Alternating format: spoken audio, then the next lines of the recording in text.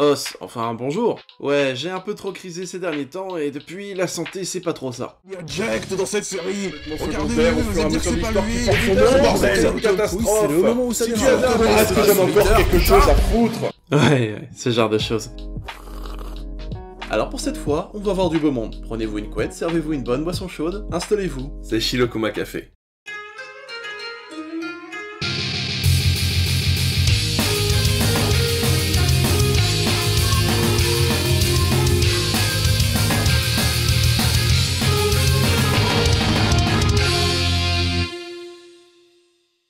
Shirokuma Café, donc, où le café de l'ours polaire est un animé de style tranche de vie, d'abord prépublié dans le mensuel Flowers de Shogakukan, puis Kokohana, un magazine de la Shueisha, un autre grand ponte du manga au Japon dont on a déjà parlé. A noter que Flowers, tout comme Kokohana, sont spécialisés dans le manga de type josei, c'est-à-dire pensé à l'origine pour un public féminin mûr, l'équivalent du seinen pour les hommes. Je disais donc, Shirokuma Café est à l'origine adapté d'un manga en 5 tomes. Ça va, ça devrait être court.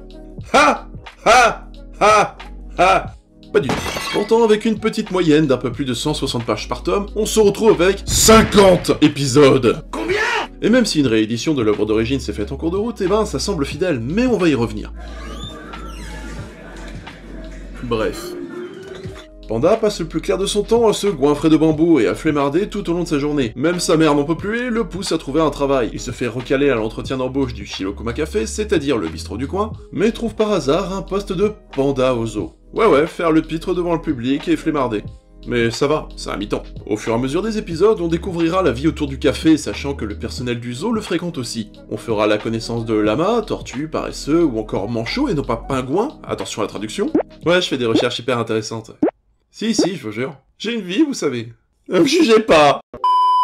L'animation est relativement égale, mais ce qui m'épate le plus, et les plus observateurs d'entre vous l'auront sans doute remarqué, c'est que beaucoup des personnages sont des animaux. Des animaux, bordel! Et on ne parle pas d'Agretsuko ou de Beastars, Ou d'autres furies. mais de vrais animaux, avec leurs proportions, leurs particularités, leur physionomie, ours, panda, koala, fourmilier, tout. On pourrait déplorer régulièrement les réutilisations de plans, et même si la coloration se fait par aplat, c'est-à-dire de façon uniforme, ok, ça peut éventuellement nuire aux perspectives et aux textures, mais la performance reste là. Les personnages manquent de dimension, force est d'admettre que ça colle très bien au décor qui donne un effet de tableau à pas mal de moments. N'empêche, il a changé, Pierre de Pokémon. Oh, et juste encore une petite chose. Il y a bien sûr des humains dans l'affaire, mais les figurants sont aussi bien représentés que les personnages. On est loin du gag. Trouvez le perso principal dans ce plan. Puisqu'on découvrira au fur et à mesure qu'on est susceptible de suivre l'histoire de n'importe qui, se rapprochant de près ou de loin de la vie du café, mais on y reviendra. L'univers en soi est cohérent, même si on ne sait pas pourquoi certains animaux parlent et d'autres non. En même temps, on n'est pas obligé de tout savoir. Ok, on est sur de la vie de tous les jours, ça manque d'enjeux et évolue très peu, et prend plutôt le soin de développer plein de petites histoires par les autres personnages aux alentours, un peu comme autant de facettes d'une boule disco, et tout ça pour en faire un grand univers très complet et somme toute crédible. En fait, la variété des scénarios force le respect en plus d'être hyper immersif. Les bandes-sons sont à elles seules une véritable aventure, et j'exagère à peine puisque rien que sur le générique de fin, j'en compte pas moins de 12, chacun sur le thème d'un personnage et chanté par son doubleur. Les doubleurs d'ailleurs, parlons-en, c'est une folie. Allez, c'est parti pour le casting. Le petit monde du doublage japonais.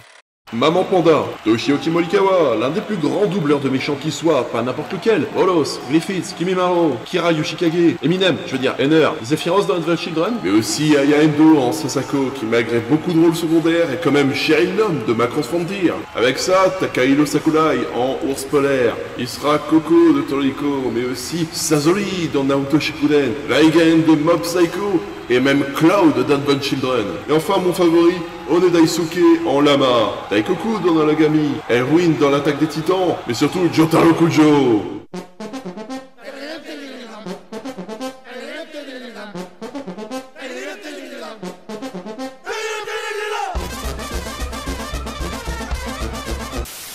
Ce n'est pas fini, ce n'est pas fini. Dans l'équipe, on retrouve aussi Kenji Kondo, le compositeur légendaire de Nintendo, aussi créateur des thèmes de Mario, Donkey Kong, mais aussi de Zelda, rien que ça. Les thèmes des personnages sont hyper reconnaissables, par exemple chinois pour Panda ou rock pour Grizzly. D'ailleurs, perso, je les écoute pour bosser depuis. Paradoxalement, joués par des animaux, les personnages ont rarement été aussi humains. Ils évoluent, oui, mais lorsque le besoin et l'expérience le font sentir. Panda est narcissique et paresseux, il est influençable et vous savez, c'est ce genre de type qui se découvre une passion chaque jour. どういうこと？だからパンダじゃなくなるの。 Non, non, je sais pas ce qui vous fait dire que je suis un Panda. mais je ne suis pas un Panda. Et pourtant, il lui arrivera de faire des efforts pour son prochain. Manchot est égoïste et parfois un peu méprisant, mais ses histoires amoureuses lui rappelleront l'importance de garder ses amis près de soi. Et même Ours Polaire, pourtant subtil et raffiné, n'admet pas ne pas savoir en public, et il lui arrive de baratiner pour garder la face. Sasako reste innocente, limite candide, quelle que soit la situation, chacun sa propre histoire complète avec ses aléas, ses rencontres, qui deviennent des histoires à leur tour. Comme je le disais au début, n'importe quel figurant rencontré peut devenir une suite de sous-intrigues. C'est limite une blague méta quand on sait que Sasako a été recrutée alors qu'on présentait le personnage de paresseux qu'elle transportait à ce moment-là.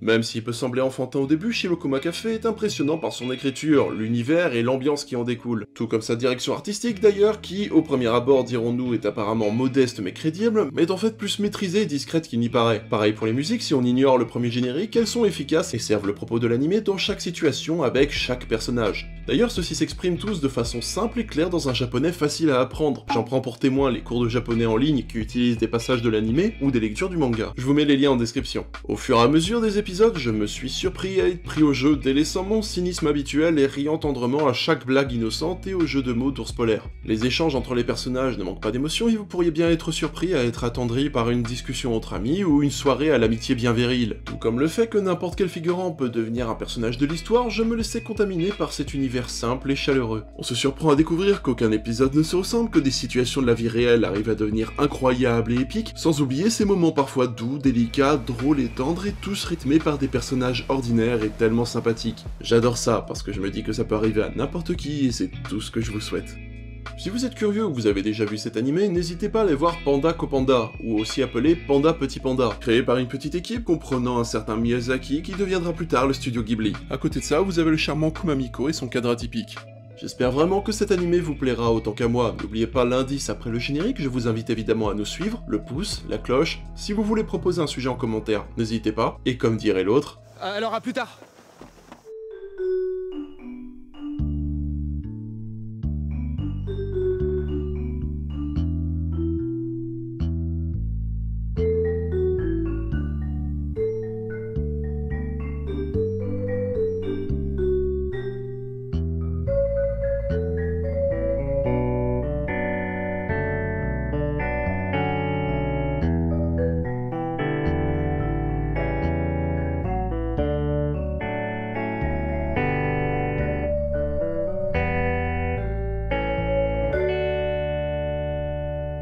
Ah, idée, rendez-vous au milieu de la jungle. Super. Eh petite, tu saurais pas où est... Ah